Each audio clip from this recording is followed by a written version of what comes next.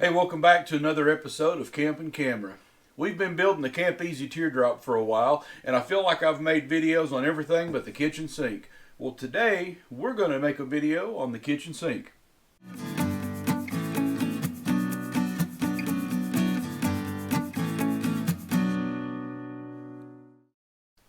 Hey, welcome back everyone. Today we're doing a video on the installation for my kitchen sink.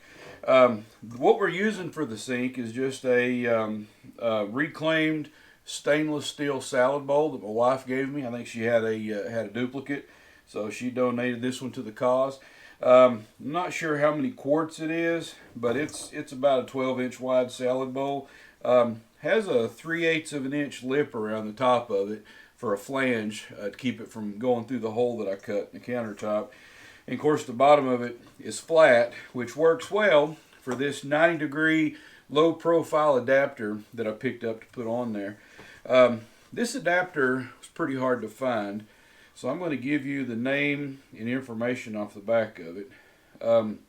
This particular one, it's made in Italy by a company called Lyra, or Lyra, L-I-R-A, and it has a website on the back, which is just lira.com. So, and the part number for this is PF, as in Papa Foxtrot, 2535. So, if you get looking for a 90-degree sink adapter, this one worked really well, and has about a 1-inch outlet on it. And so that's what we're going to use for the sink. I've already put that together, and I've tested it, and it drains well and works well. So that's what we're going to be using for the sink. A couple other components that I want to show you. I'm going to be feeding the sink with a 5-gallon water tank. This is just a water tank I picked up on Amazon, and it has 4 mounted flanges or holes in it. The large one is the one that you fill it with, and this will be the inlet that I'll be screwing in there to fill it with. And then there's a there's a couple small inlets with barbs on the end. I'll put in 2 of the other inlets. One of those will be to actually, one of them will be an outlet I'll be pulling water out of. One of those will be a vent, and then the last one of these I'll be putting this Chemco drain on. It'll be obviously on the low point so I can drain the tank out. Now as far as the fill goes, I'm using this RV fill hose, and it's looks like it's 1 1/4 inch diameter flexible hose, and I'll be attaching that to this barbed fitting and putting in the tank to fill it with. And this is just a standard camper fill port. Now the back of it, one end on the back will go into the hose, the fill hose, and the other end on the back of it, this little smaller one here, will go into a vent. So the tank will be vented. That way it'll be easy and quick to pour water in. And I'll probably mount this on the inside of the cabinet, just to keep it low profile and out of the way.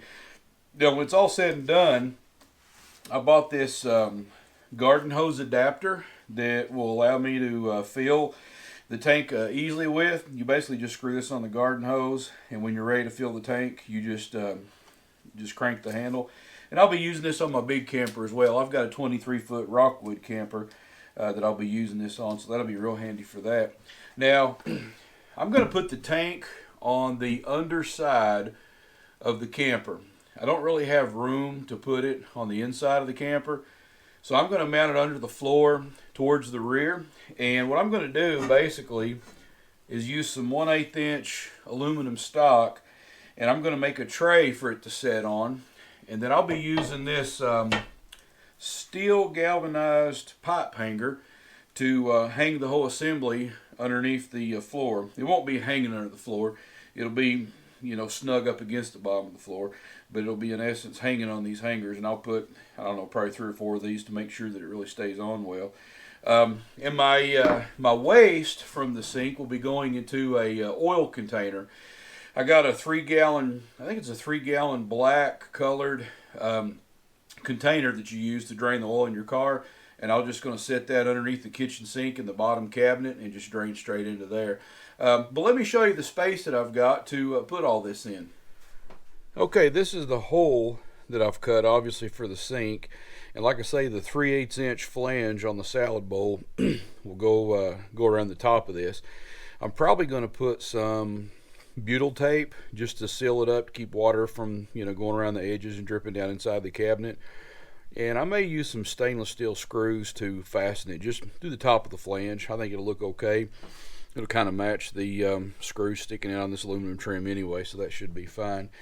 And the stopper for the sink I was telling you about is just this. I guess this is a stainless steel stopper with a rubber bottom, and it comes on this little chain, and it just screws onto the countertop to keep you from losing it. The sink faucet, this is a single temperature faucet. I wanted a green one, that way it would match the green backsplash, and I found this on eBay, and I found it for like $5. And that wasn't used, that wasn't like a refurbished, that's just what they go for. There's a lot of them on there for about $5. So for Teardrop, I was fine just having cold water. I'm not going to be using it to bathe with, so I was fine doing that single temperature. Now I already have that plumbed in. That's a small, I think it's called a Santoprene pump. Again, I got that off of eBay. I was just really impressed with how inexpensive it was. These are like $12 off eBay, so really inexpensive. I've already ran the wiring to it. I've mounted it to the bottom of the cabinet, and I've already plumbed that up to the, let's see if I can get the camera in there. I've already plumbed that into the sink faucet, and I've already tried it, and it works really well. So yeah, that'll be our starting point. So I realized I had the jug handy. I didn't know it was just right here in front of me. That's the 3-gallon gray water jug that the sink will drain into, and as you can see, it just fits inside the cabinet. It's about 3 gallons, which I know is smaller than the 5-gallon tank, but I'll be checking this thing every day or two, and I don't think there's any chance of me overrunning it before I empty it out.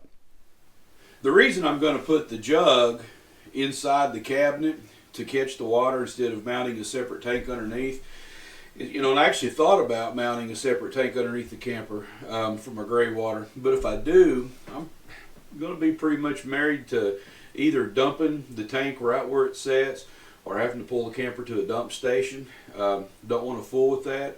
By having a 3-gallon black tank or gray tank, under the sink, I can just pull that fella out and I can just carry it to a dump station, or it's just water. Maybe I could pour it in the grass. But I'll have a little bit more flexibility than if I had a tank that was bolted to the bottom of the camper. I mean, I would have to take the camper somewhere and dump it, and I just don't want to have to do that. The first thing I'm going to do is install the filler inlet, the water filler inlet here. Normally you'd install this on the outside wall of the camper and then run the hose, in a hidden location down through the floor.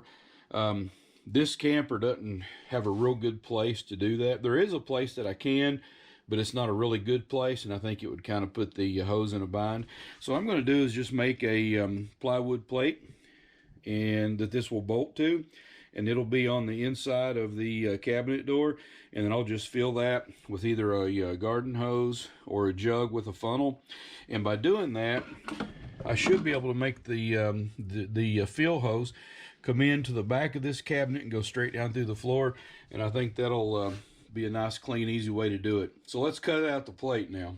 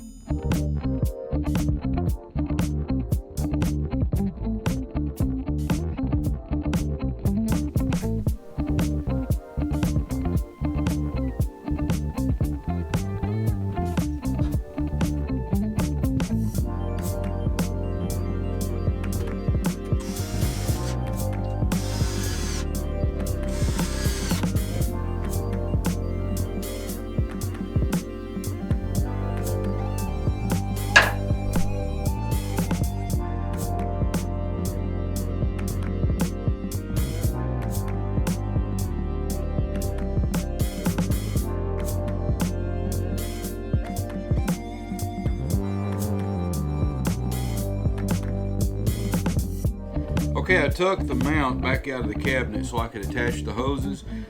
Again, the white hose is the large fill hose or inlet hose, and then the clear hose is the vent hose so the tank can breathe while it's being filled.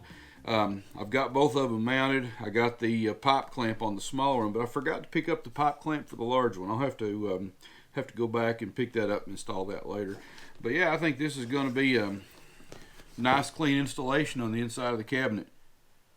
Okay, so now I'm going to take this hole saw, my drill, and put a hole in the bottom of the floor so I can run the fill hose through.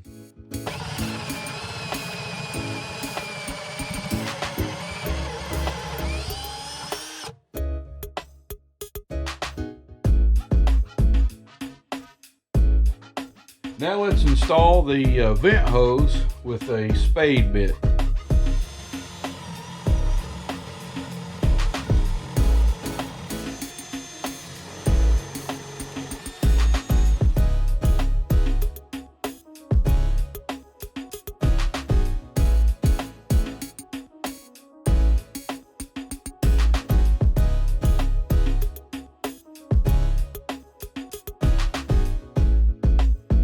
So let's see how far we've made it. Right now we have the fill and the vent installed in this little flange here, this little mount, and then down inside I already had the water pump installed and the fill hose or the inlet hose to the water pump installed. Now we've got the fill hose to the tank and the vent to the tank. And I'll probably come back with some caulk or great stuff and squirt around those tubes just to seal the holes up around. But this is a nice clean installation. Real happy with that.